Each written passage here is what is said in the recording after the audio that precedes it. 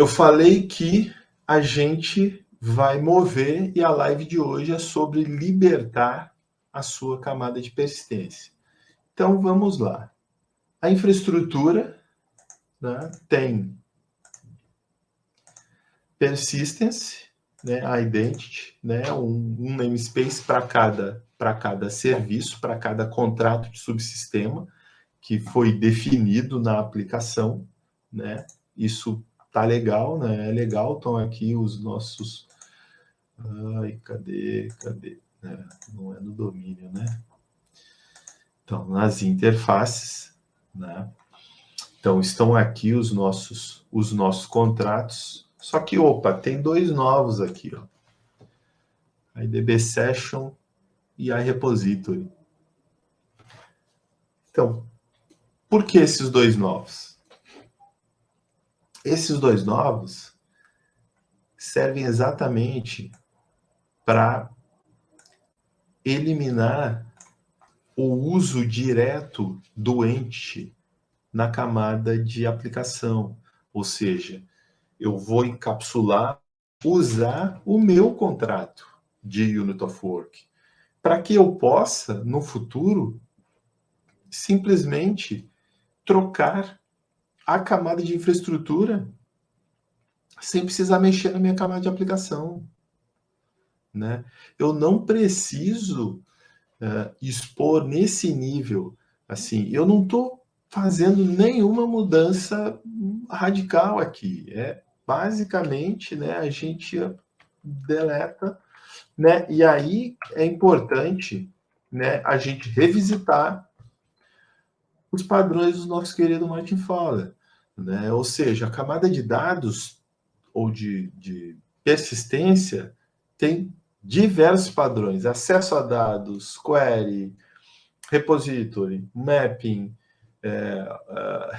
registro de repositório, specification para queries, para filtragem de objetos. Ou seja, tem uma série de padrões, mas eu estou falando apenas de dois padrões aqui. O Unit of Work, que é o nosso famoso, que possibilita o acesso a dados, né? E o repositório, que nos possibilita abstrair a lógica e a complexidade de lidar com a fonte de dados, ou grosseiramente falando, né, como o Martin escreveu, ele nos possibilita reusar consultas, né? Ou seja, reusar o código, né, de acesso à base de dados, né? E aí como é que isso se daria? Aqui a gente, basicamente, ao invés... aí um ponto importante aqui que a gente deve considerar, eu não removi completamente as coisas do o padrão, mas eu vou remover agora. Aqui,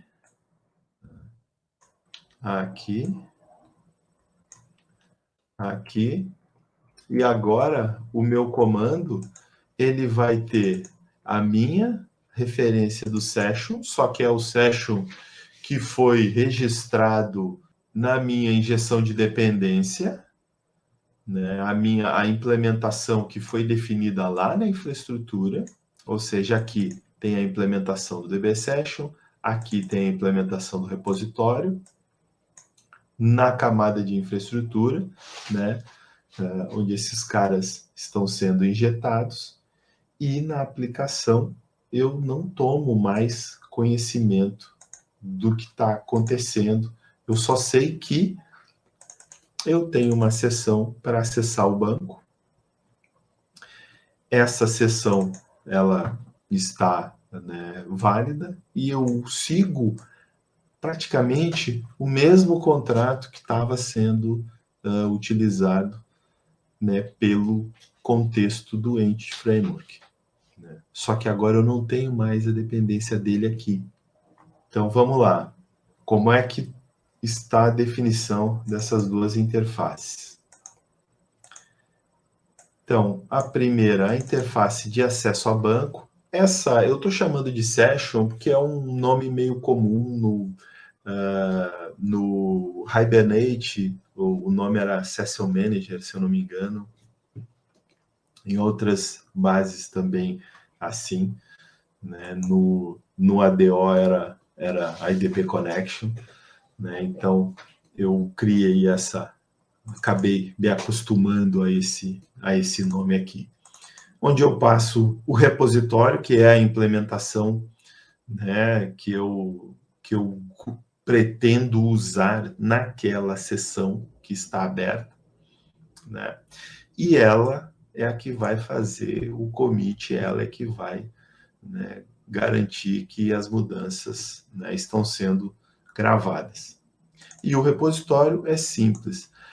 Muitos falam do repositório genérico, mas aí tem um ponto. Essa questão do repositório genérico abrir porta para mapeamentos diversos, às vezes, da entidade errada, né? Isso já vem por causa de outros problemas, né? Eu vou só fazer um adendo aqui, deixa eu reduzir, porque isso é importante. Quando a gente define um repositório, a gente precisa ter muito certo o conceito de entidade primária, entidade secundária. Por quê? Porque a aplicação, né, e isso também está ligado ao segundo problema que eu não quis falar ali, que eu não quis entrar no detalhe, mas eu acho que vai ser importante só porque essa questão do repositório genérico às vezes é meio polêmica, digamos assim. Alguns concordam, outros discordam, mas a questão, eu acho que não é nem no ponto de concordar ou discordar, acho que a gente só precisa entender o motivo disso. Repositório genérico, ele agiliza, sim, o desenvolvimento, mas ele precisa ser usado com entidades primárias. O que é uma entidade primária? Entidade é tudo aquilo que a gente salva, e entidade primária é a que não tem uma dependência para ela em si nascer, ela em si ser criada. Uma entidade secundária, ela está sempre associada a uma que já existe. Ou seja, digamos que eu vou contratar um novo funcionário. Esse funcionário é um desenvolvedor, ele vai para o departamento X e a chefia dele é Y.